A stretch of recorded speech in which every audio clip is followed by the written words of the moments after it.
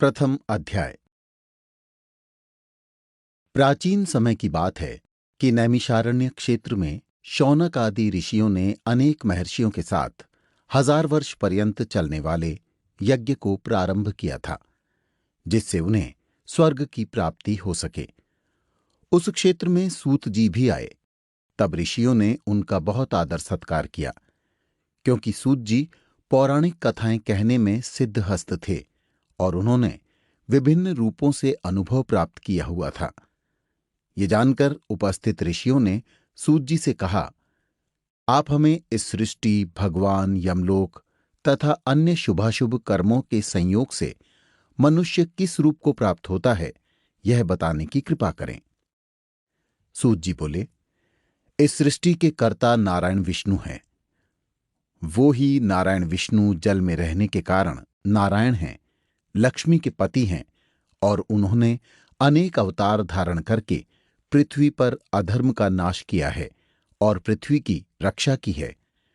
उन्होंने राम का अवतार धारण करके लंका के राजा रावण से ऋषि मुनियों का उद्धार किया। उन्होंने नरसिंह रूप का अवतार धारण करके हिरण्यकश्यप का उद्धार किया। यही भगवान विष्णु सृष्टि के आदि कर्ता पालक और रुद्र रूप में संहार करने वाले हैं। भगवान विष्णु ने ही वराह का रूप धारण करके पृथ्वी का उद्धार किया और मत्स्य रूप में अवतार लिया। भगवान विष्णु का ही अंश वेद व्यास हैं और वेद व्यास जी ने इन पुराणों की सृष्टि की है। विष्णु भगवान रूपी वृक्ष सर्वश्रेष्ठ वृक्ष है। उसका दृढ़ मूल धर्म है। वेद उसकी शाखाएं हैं, यज्ञ उसके फूल हैं और मोक्ष उसका फल है। इस प्रकार भगवान विष्णु ही सारी तपस्या के फल और मोक्ष को देने वाले हैं। एक बार भगवान रुद्र से पार्वती जी ने पूछा कि आप तो स्वयं भगवान हैं, सृष्टि के कर्ता पालक और संहारक हैं, फिर भी आप किसी का ध्यान करते रहते हैं। आपसे बड़ा वो कौन है जिसका आप ध्यान करते हैं? पार्वती जी के मुख से ये सुनकर भगवान शिव ने कहा कि मैं आदिदेव ऋषियों का ध्यान करता हूं। विष्णु ही परम और महान है। उनका ध्यान करते हुए ही मैं अपने आप में तल्लीन रहता हूं। इस प्रकार शौनिक जी ने जब सूत जी से पूछा तो उन्होंने उत्तर दिया कि भगवान विष्णु ही सारे कर्मों के आधार हैं। यह बताते हुए उन्होंने कहा कि शिवजी ने पार्वती से कहा, मैं परम ब्रह्म का चिंतन करता हूं। यह परम ब्रह्म भगवान विष्णु ही है। मैं विष्णु का ही चिंतन करता हूं। भगवान विष्णु ही अनेक रूप में अवतार लेते हैं। उन्होंने ही राम, कृष्ण, वाराह, नरसिंह आदि के रूप में अवतार लेकर धर्म की रक्षा की है। राम के रूप में उन्होंने राक्षसों का नाश किया है और कृष्ण के रूप में दुष्ट प्रवृत्ति वाले लोगों का विनाश करके धर्म की स्थापना की है। शिवजी ने आगे कहा कि हे पार्वती, वाराह के रूप में विष्णु ने ही पृथ्वी का उद्धार किया है और नरसिंह के रूप में भक्त प्रहलाद की रक्षा करते हुए हिरण्यकश्यप का उद्धार किया है। मैं अपने नेत्र बंद करके उनका चिंतन करता हूं। इस प्रकार भगवान विष्णु की महिमा को सुनकर, जैसे कि शंकर ने भगवती पार्वती को बताई थी, ऋषियों की उत्सुकता अन्य विषयों में जागृत हो गई। ऋषियों ने सूत जी से पूछा कि हे भगवान, आपने भगवान विष्णु के महत्व को स्थापित करते हुए जो कुछ भी कहा वह भयमुक्त करने वाला है, किंतु आप संसार के दुख और कष्टों को नष्ट करने का उपाय बताइए। आप इस लोक तथा परलोक के कष्टों का वर्णन करने में कुशल हैं। हमें बताइए कि यमराज का मार्ग कैसा होता है और वहां मनुष्य को कैसी कैसी यातनाएं मिलती है। ऋषियों से ये प्रश्न सुनकर सूत जी बोले कि जो वृत्तांत भगवान नारायण ने गरुड़ जी के पूछने पर उनको बताया था, वह मैं तुमको बता देता हूं। यम का मार्ग अत्यंत दुर्गम मार्ग है, फिर भी मैं आप लोगों के कल्याण के लिए इसका वर्णन करता हूं। गरुड़ जी ने पहले भगवान से कहा था कि हे प्रभु, आपका नाम लेना तो सरल है, फिर भी मनुष्य आपकी भक्ति से वंचित रहकर नरक में पहुंचते हैं। आपकी भक्ति के अनेक मार्ग हैं, उनकी अनेक गतियां हैं और आपने मुझे यह बताया भी था। किंतु इस समय मैं जानना चाहता हूं कि जो व्यक्ति आपकी भक्ति से विमुख हो जाता है उसे दुर्गम यम मार्ग मिलता है, किंतु यह मार्ग उन्हें कैसे मिलता है और इसकी कठिनाइयां क्या है? हे प्रभु, इस मार्ग में पापियों की दुर्गति होती है और जिस रूप में वे नरकगामी बनते हैं वह आप मुझे विस्तार से बताइए। गरुड़ जी की प्रार्थना पर भगवान विष्णु उनसे बोले, हे गरुड़, तुम्हारे पूछने पर मैं यम मार्ग का वर्णन करता हूं, क्योंकि इस मार्ग से ही होकर पापी यमलोक जाते हैं। यह वर्णन अत्यंत भयंकर है। जो अपने को सम्मानित मानकर उग्र रहते हैं और धन तथा मर्यादा के गर्व से युक्त हैं तथा राक्षसी भाव को प्राप्त होकर दैवी शक्ति रूपी संपत्ति से हीन होते हैं, जो काम तथा भोग में लीन रहते हैं, जिनका मन मोह मायाजाल में फंसा हुआ है, वे अपवित्र नरक में गिरते हैं। जो मनुष्य दान देते हैं वे मोक्ष प्राप्त करते हैं। जो लोग दुष्ट और पापी हैं वे दुख पूर्वक यम की यातना सहते हुए यमलोक जाते हैं। पापियों को इस संसार के दुख जैसे मिलते हैं, उन दुखों को भोगने के पश्चात जैसी उनकी मृत्यु होती है और वे जैसा कष्ट पाते हैं, उसका वर्णन तुमसे करता हूं। सुनो। मनुष्य संसार में जन्म लेकर अपने पूर्व जन्म के संचित किए हुए पुण्य और पाप के कारण अच्छे बुरे फल को भोगता है। शेष अशुभ कर्मों के संयोग से शरीर में कोई भी रोग हो जाता है। रोग और विपत्ति से युक्त वह प्राणी जीवन की आशा से उत्कंठित होता रहता है। युवावस्था में संवेदनाहीन यह प्राणी स्त्री और पुत्रों से सेवित होने पर भी बलवान सर्प के द्वारा काल के रूप में एकाएक भयभीत होता है और उसके सिर पर काल आ पहुंचता है। वह वृद्धावस्था के कारण रूपहीन होकर घर में मृतक के समान रहता है। वह गृहस्वामी द्वारा अपमानयुक्त आहार को कुत्ते के समान भोजन करता है। रोग और मंदाग्नि के कारण आहार कम हो जाता है और चलने फिरने की शक्ति घट जाती है। वह चेष्टाहीन हो जाता है। जब कफ से स्वर नलियां रुक जाती हैं, आवागमन में कष्ट होता है। खांसी और श्वास के वेग के कारण उसके कंठ से घुरघुर शब्द होने लगता है।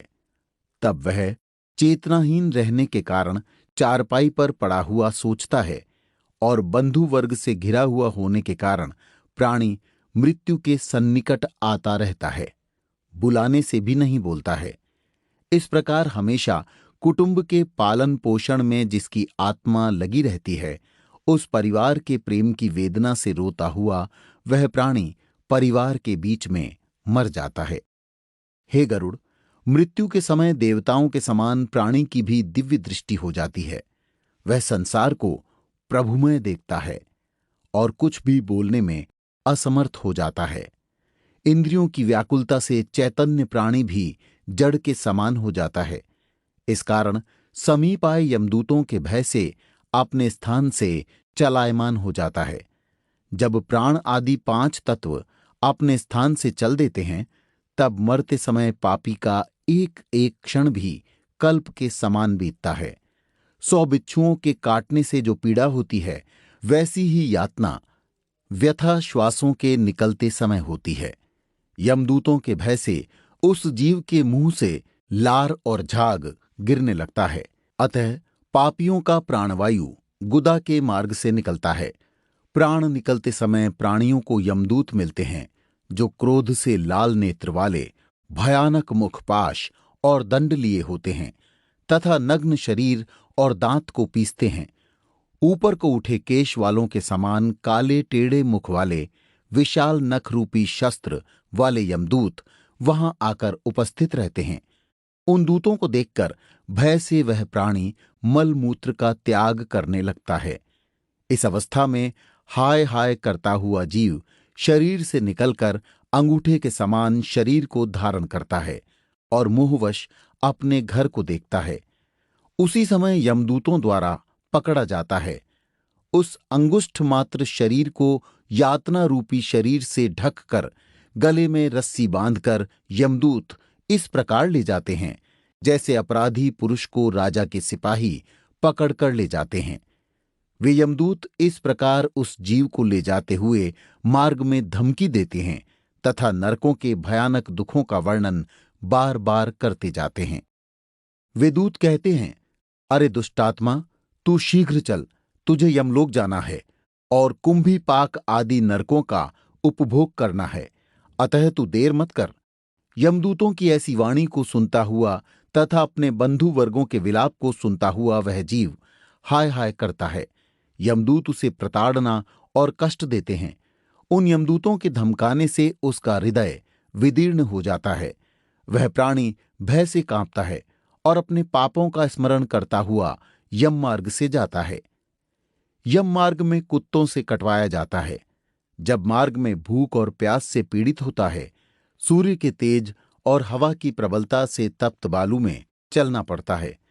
छाया और विश्राम रहित मार्ग में चलने से असमर्थ हो जाता है, तब उस जीव को कोड़ों से मारकर यमदूत घसीटते हैं। ऐसे कठिन मार्ग में चलने से वह थक कर गिरता है, मूर्छा खाता है तथा फिर उठता है। इस प्रकार वह जीव अंधकारमय यमलोक में पहुंचाया जाता है। वह जीव 3 अथवा 2 मुहूर्त में यमलोक में पहुंचाया जाता है। वे यमदूत उसको घोर नरक की यातना देते हैं और उसके पापों का फल देते हैं।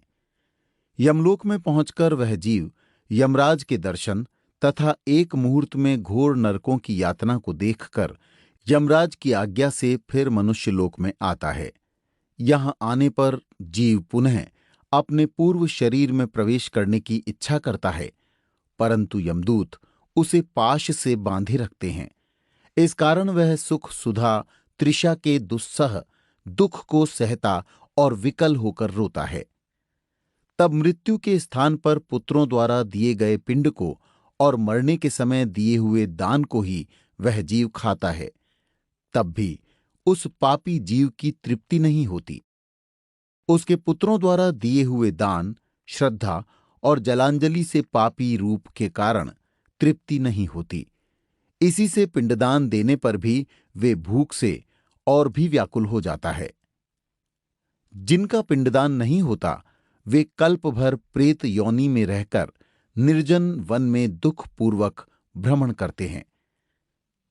बिना भोग कर्म का भय करोड़ों कल्प तक भी नहीं होता है और बिना यम की यातना भोगे जीवों को मनुष्य का जन्म भी नहीं मिलता है और उन्हें अन्य योनियों में भटकना होता है। हे गरुड़, उस पिंड के प्रतिदिन 4 भाग होते हैं। उनमें से 2 भाग पंचभूतों के लिए होते हैं, जिनसे देह की पुष्टि होती है। तीसरा भाग यमदूतों को मिलता है और चौथा भाग उस प्रेत को खाने के लिए मिलता है। इस प्रकार प्रेत को 9 दिन तक का पिंडदान खाने के लिए मिलता है। 10वें दिन के पिंडदान से प्रेत का शरीर निर्मित होता है और चलने में सामर्थ्य होती है। हे पक्षियों में श्रेष्ठ, पूर्व शरीर के जल जाने या नष्ट हो जाने पर पुत्र द्वारा दिए हुए पिंडों से फिर भी उस जीव को देह मिलता है। वह जीवन हाथ भर का शरीर पाकर यमलोक मार्ग में अपने शुभ अशुभ कर्मों को भोगता है। अब मैं 10 दिन के दिए पिंड से जिस प्रकार शरीर बनता है उसे कहता हूं। प्रथम दिन के पिंड से सिर, दूसरे दिन के पिंड से गर्दन और कंधा, तीसरे दिन के पिंड से हृदय बनता है, चौथे दिन के पिंड से पीठ, 5वें दिन के पिंड से नाभि उत्पन्न होती है, छठे दिन के पिंड से कमर, गुदा, लिंग, भग और मांस के पिंड आदि बनते हैं, 7वें दिन के पिंड से हड्डी आदि बन जाती है और 8वें 9वें दिन के 2 पिंडों से जंघा और पैर उत्पन्न होते हैं। 10वें दिन के पिंड से उस देह में सुख सुधा तृषा की उत्पत्ति होती है। पिंड से उत्पन्न शरीर का आश्रय लेकर भूख प्यास से पीड़ित प्रेत 11वें और 12वें दिन के श्राद्ध को 2 दिन में भोजन करता है। 13वें दिन यमदूतों से बंधा वह जीव बंधे हुए बंदर के समान अकेला संसार में आता है। हे गरुड़, वैतरणी को छोड़कर केवल यमलोक 86,000 योजन विस्तीर्ण है।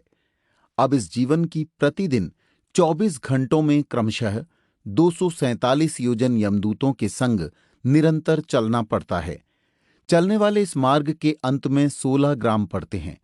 उनको लांघकर तब धर्मराज के नगर में वह पापी जीव पहुंचता है।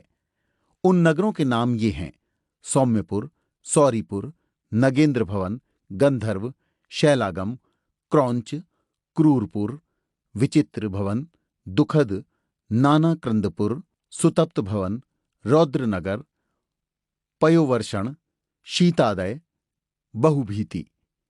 इनके आगे यमपुर है। यम के पाश अर्थात बंधन में बंधा हुआ वह पापी जीव मार्ग में रोता हुआ अपने घर को छोड़कर यमलोक को जाता है। यमलोक को जाने वाला मनुष्य अनेक कष्टों को सहन करता हुआ पीड़ित होता रहता है।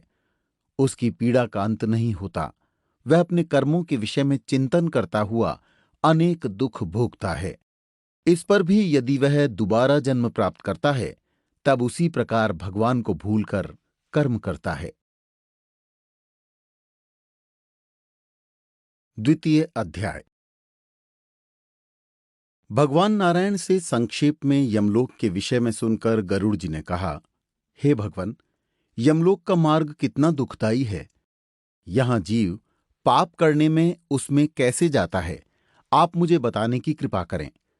नारायण भगवान ने कहा, हे गरुड़, यमलोक का मार्ग अत्यंत दुखदाई है। मेरे भक्त होते हुए भी उसे सुनकर तुम कांप जाओगे। उस यमलोक में वृक्षों की छाया नहीं है जहां जीव विश्राम ले सके, और न तो वहां अन्न आदि है जिससे जीव के प्राण का निर्वाह हो सके, न तो वहां कहीं जल दिखाई देता है जिसे अति प्यासा प्राणी पी सके। वह प्यासा ही रहता है। हे खगराज, उस लोक में 12 सूर्य ऐसे तपते हैं जैसे प्रलय के अंत में अग्नि रूप में तपते हैं। वहां ठंडक और हवा से जीव अत्यंत पीड़ित होता है। कहीं वह बड़े बड़े विषैले सांपों से कटवाया जाता है, कहीं कहीं कांटों से बिंधवाया जाता है, और कहीं कहीं घोर सिंह, व्याघ्र और कुत्तों से खिलवाया जाता है। कहीं बिच्छुओं से कटवाया जाता है और कहीं अग्नि से जलाया जाता है। इसके बाद विशाल एक असिपत्र वन है जिसका विस्तार 2000 योजन का है। वह वन कौवा, गिद्ध, उलूक और शहद की मक्खियों से भरा है, और वन के चारों ओर दावाग्नि प्रचंड रहती है। जब कीट और मक्खियों के काटने से तथा अग्नि की गर्मी से वह जीव वृक्ष के नीचे जाता है, तब तलवार के समान तेज उन वृक्षों के पत्तों से उसका शरीर छिन्न भिन्न हो जाता है।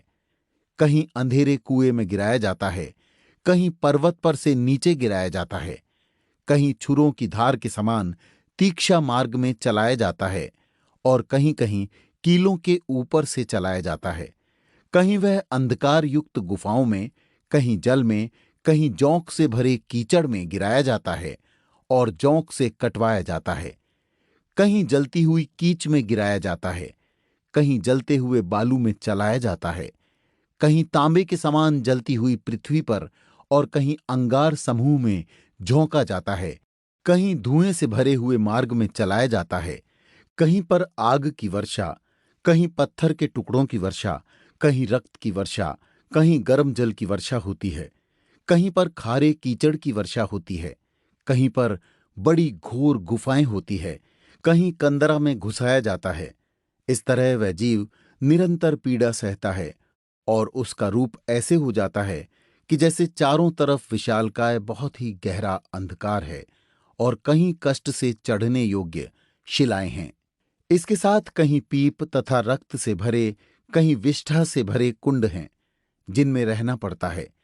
मध्य मार्ग में एक वैतरणी नाम की विशाल नदी है जो देखने मात्र से भय देने वाली है, जिसकी वार्ता सुनने में रोमांच हो जाता है।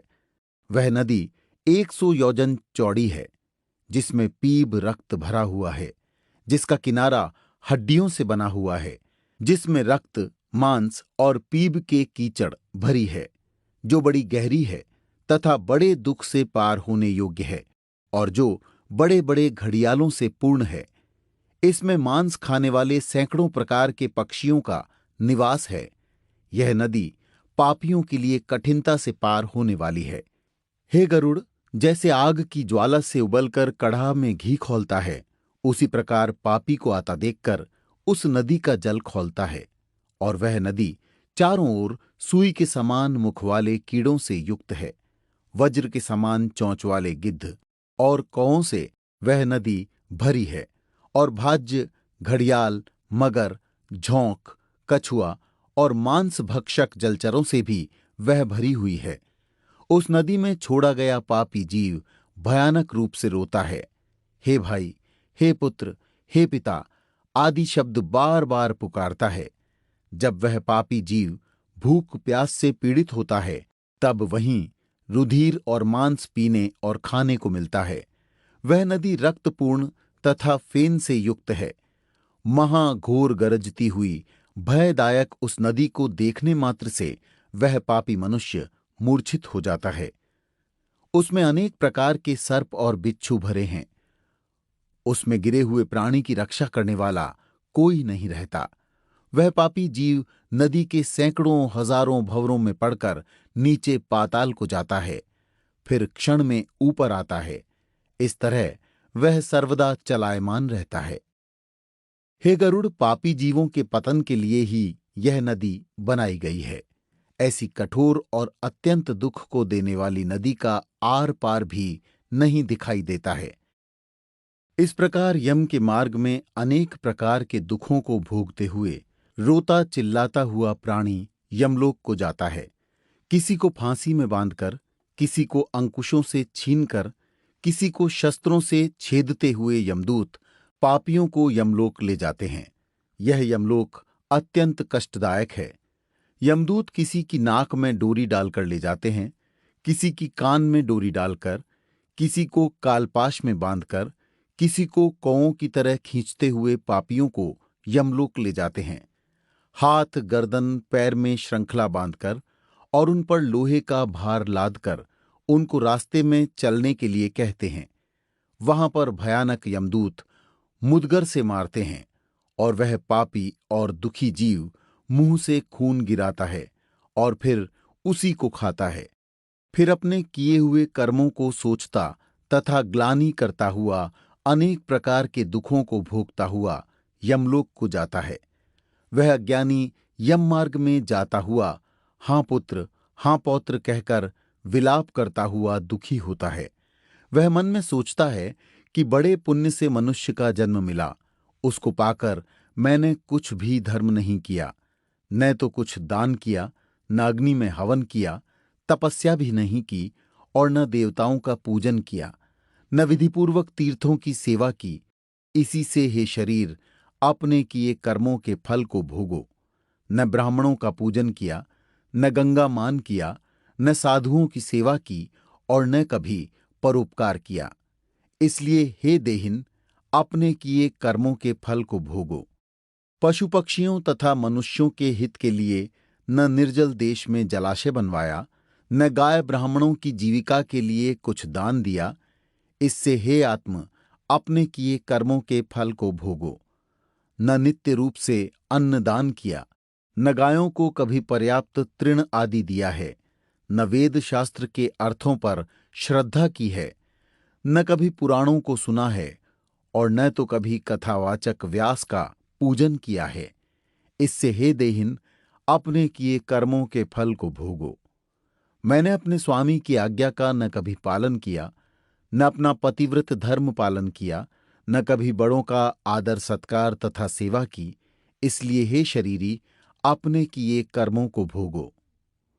स्त्रियों का परम धर्म पति की सेवा करना ही है।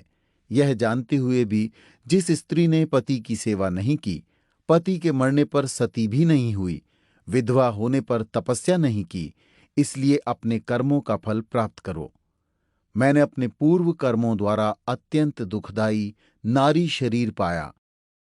उससे न तो मासोपवास, न तो चांद्रायण व्रत ही किया और न नियमों के द्वारा उस शरीर को सार्थक किया।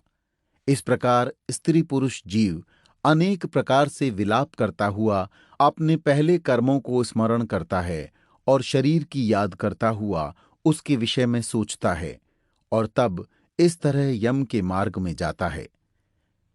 इसके आगे भगवान नारायण ने गरुड़ जी से कहा, मनुष्य प्रेत रूपी जीव के समान वायु के समान 17 दिन तक चलता है। 18वें दिन वह सौम्यपुर नामक नगर में पहुंचता है। वहां पर बड़े बड़े प्रेतों के गण रहते हैं। यहां एक सुंदर वट वृक्ष भी है और एक नदी है। इस नदी का नाम पुष्पभद्रा है। जीव यहां पर यमदूतों के साथ निवास करता है और अपने सब तीर्थों और स्त्री पुरुष पुत्र आदि को याद करता हुआ दुख प्राप्त करता है। यहां पर मनुष्य मित्र आदि की चिंता करता है, तो उस समय यमदूत उससे पूछते हैं कि अब तुम्हारे मित्र और साथी कहाँ गए? अब तो अपने किए हुए कर्मों का फल ही भोगना है। अपने कर्मों का फल भोगते हुए काल के द्वारा निर्धारित मार्ग पर चलो। यम के दूत इस प्रकार कहते हैं कि तुम हमारे बल को नहीं जानते। तूने कभी ऐसा प्रयत्न ही नहीं किया जिससे तेरी यम मार्ग से यात्रा न हो, अर्थात तूने अपने जीवन में पुण्यों का संचय नहीं किया जिससे नरक यातना न झेलनी पड़े। अब तो निश्चित है कि तुझे यमलोक में चलना है। सामान्य बालक भी यमलोक को जानता है। और परलोक यात्री, क्या तूने कभी ब्राह्मण के मुख से पुराण की कथा सुनी है? और क्या कभी अनुभव किया है कि यमलोक में बहुत याचना होती है? इस तरह से कहकर पापी प्राणी को यमदूत मुद्गरों से मारते हैं। वह मूर्छित होकर गिरता है, डरकर भागता दौड़ता है, फिर गिर पड़ता है और यमदूत उसे फिर पकड़कर यातना देते हैं। यमदूत उसे घसीट कर ले जाते हैं।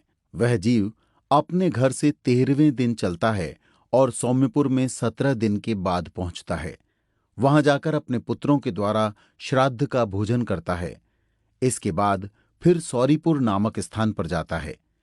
सौरीपुर में जंगम नाम का एक राजा यम के स्वरूप वाला ही विद्यमान रहता है। उसको देखकर जीव भयभीत हो जाता है और वहीं विश्राम करता है। इसके उपरांत 3 पक्ष के श्राद्ध में वहां पहुंचकर प्रदत्त अन्न जल का भोजन करता है। यह उपनगर इसके उपरांत उसके द्वारा पार किया जाता है। फिर वह सेन भवन में पहुंचता है और इसे अत्यंत भयानक वन के रूप में देखकर दुखी होता है और रोता है। यह वो स्थल है जहां यमदूत उसे बार बार खींचते और घसीटते हैं। वह जीव इस वन को 2 महीने में पार करता है। यहीं पर वह अपने घर वालों के दिए हुए द्विमासिक श्राद्ध का अन्न भोजन प्राप्त करता है और खा पीकर फिर यमदूतों के साथ आगे चल देता है। 3 महीने में वह जीव का प्रेत गंधर्व पत्तनपुर पहुंचकर पिंड का वह भोजन करता है जो उसके परिवार वालों द्वारा दिया जाता है।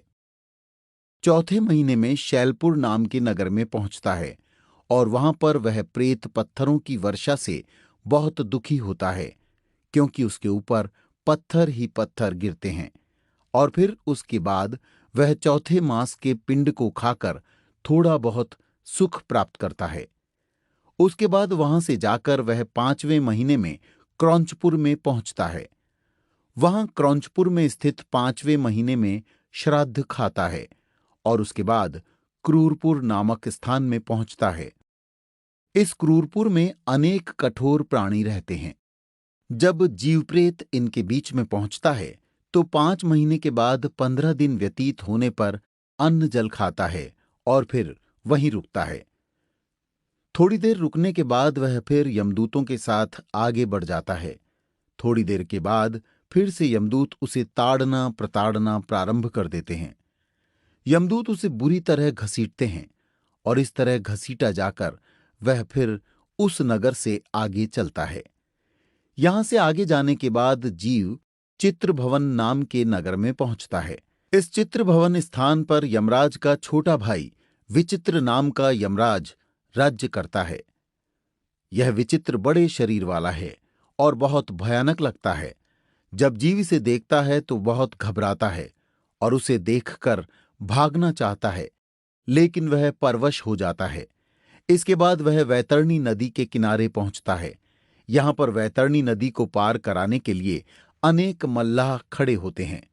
ये मल्लाह जीव से आकर बात करते हैं और कहते हैं कि हम वैतरणी नदी को पार कराने वाले हैं। पास में ही नौका है। यदि तुमने अपने जीवन में पुण्य किए हों तो तुम इस नौका पर आकर बैठ जाओ, यदि नहीं तो हम कुछ नहीं कर सकते। जो व्यक्ति ज्ञान चक्षुओं से देखते हुए दान करता है